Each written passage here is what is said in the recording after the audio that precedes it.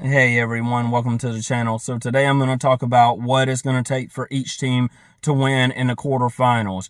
None of these games are gimmies. Of course, different ones are going to pick different people. So, and of course, if you're a fan of the team, well, you think that your team is going to win. But these games literally could go either way. So starting off with Ohio State, Miami.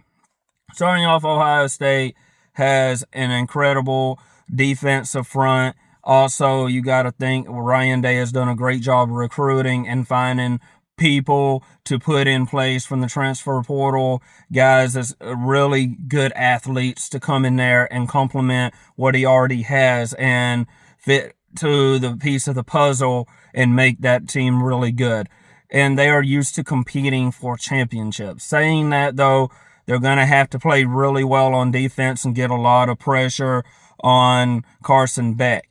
One thing, make Miami one-dimensional and force Carson Beck to make quick decisions.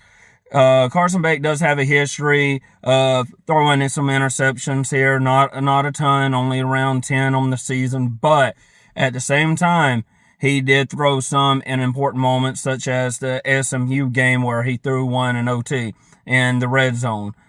So it can happen. You can put that pressure on him and get that. As far as offensive, just take care of the ball, grind out the game, play your style of football. On the other side of football, you know what's coming. You should expect Ohio State to try to make you one-dimensional and get pressure on Carson Beck.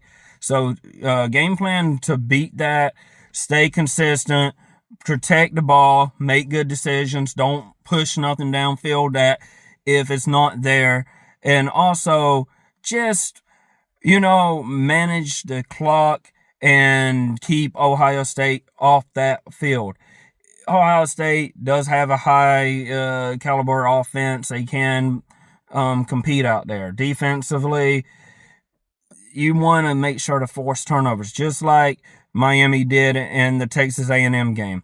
If Miami can force turnovers and get that pressure on Ohio State, then they're going to have a very good shot at beating Ohio State. No doubt in my mind, they could turn this into a W easily with getting that same amount of pressure, forcing those mistakes in that game as well. So it's going to come down to a really solid defensive performance on Miami and protecting Carson Beck and trying to just get stuff going around on the edge, maybe some mid-range passes to back them off and then start running at them. But of course, on Ohio State, just be consistent with what you do great. So moving on to Oregon and Texas Tech. Oregon, well, get better at your daggone defense. Plain and simple. I don't care if anyone likes it or not. They have a horrible defense. Historically, they've had a horrible defense. They look good until they play somebody. And Texas Tech is somebody. So you have to improve. They're way to hell better than JMU. And if you give up 31 points to JMU, or any 30-plus points to JMU, regardless of what it was, is going to be an embarrassment against Texas Tech. You got to come and bring it on defense. Offensively, take care of the ball. You are who you are. You have a heck of an offense, and you're going to put a lot of pressure on Texas Tech. Texas Tech don't score more than 30 points, they're going to lose this game. So, clearly, you're going to score. The problem is, can you keep the other team from scoring? On that note, for Texas Tech, score more than 30 points. You're going to have to score more than 30 points to beat Oregon. Oregon is a high caliber offense. And yes, you got one of the best linebackers in the nation. But at the end of the day, if you don't get the right amount of pressure, the right amount of blitzes, and you can't cover their receivers, it don't matter. It's going to be a long day. They're going to put up points. I think Oregon can find a way to score 30-plus points easy enough, even with you having one of the top linebackers in the nation. So you're going to have to score more than 30 points. And so with that being said, the biggest thing for Oregon, keep Texas Tech under 30. Texas Tech, get more than 30. Protect the ball, but you're going to have to send it downfield. Are they capable? They show they're capable against teams like BYU. They haven't played a lot of other teams that really are in the top 25 and can really compete at a very high level throughout the season. So this is going to be interesting to see. Previously number 4, Oregon, now number 5, and Texas Tech moved over them. They just kind of flip-flop. So now we're going to get to see who the new true number 4 team is in this game. So moving on to the next game, Alabama, Indiana. Alabama, protect the damn quarterback. I'm just going to say, protect the quarterback. If you can't protect Ty Simpson, this is going to be a long game.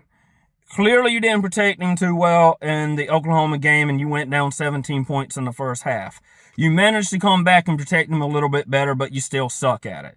So, you're going to have to protect him. Indiana knows your weakness. Everybody knows your weakness. They're going to come at and try to exploit that weakness. Take care of Ty Simpson. Ty Simpson and the receiving team, the receivers, I should say, will take care of you. They're going to score points. I do believe Alabama gets more than 13 points on the board. I do believe it's going to be somewhere around 20 points, give or take. I'd say 24 to 27 points during the game. So, Indiana, now is your turn. You got to respond against a defense that's no less than the second best defense you faced all year. Ohio State is the only comparable defense. You didn't score hardly crap. So, if you can't get that ball downfield and score and prove that you have a true Heisman quarterback, I don't care if he's holding the trophy throughout the whole damn game. If you can't score, it doesn't matter if you have a Heisman quarterback or not. You got to score points. You're going to have to put up probably 24 to 30 points. You put up 30 points, I'm pretty sure you're sending Alabama home because they do have a weak offensive line. And that's going to be a struggle for them to put something together.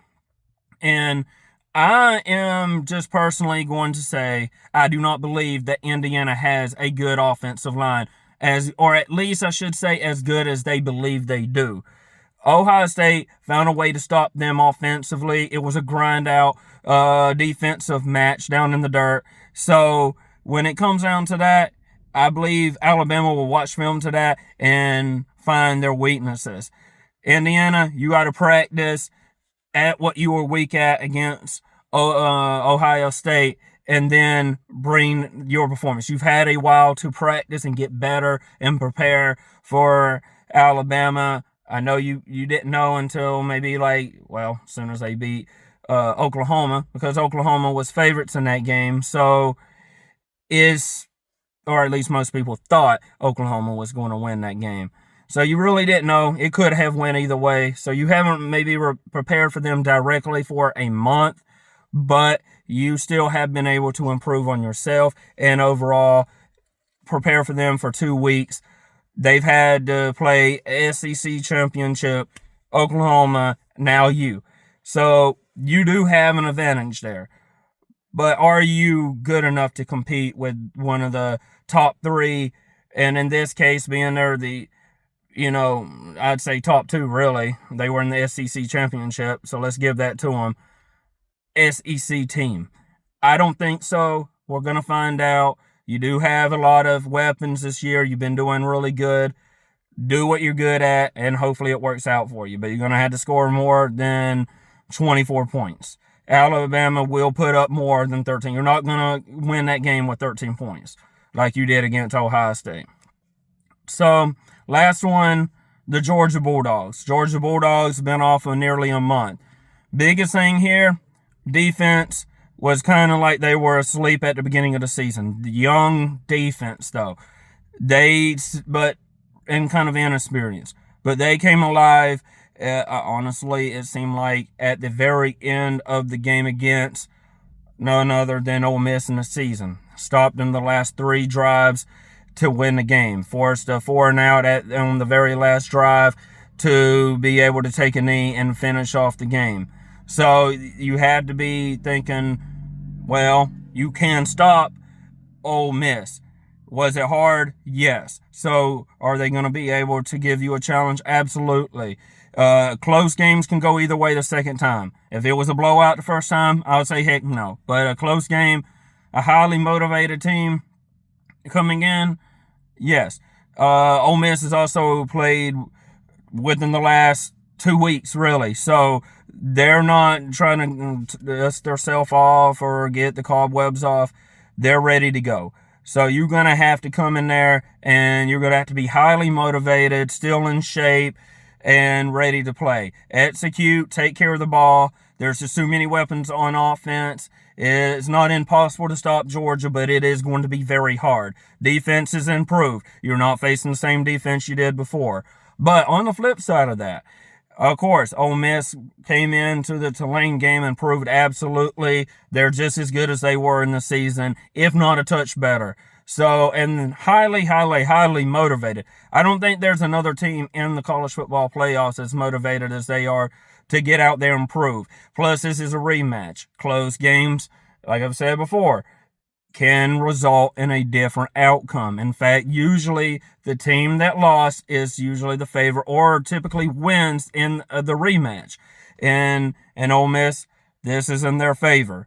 They just got to take care of the ball, execute, find a way to slow down Georgia's offense, and absolutely score. They're going to have to score. Mike Bobo is on fire. I know I said slow down the offense, but I don't really know if they're going to keep Georgia under 28 points. So you're going to have to score more than 30, probably 35 points to win this game. And also defensively, try to stop, of course I said slow Georgia down. You can keep Georgia under 20 points. This is probably your game. So in the same sense, Georgia has to find answers on offense, take care of the ball.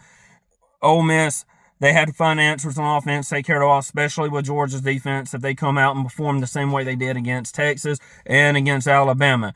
Alabama was held to -3 yards for the first time since 1969. That's insane for the entire game, not just one half, for the entire game.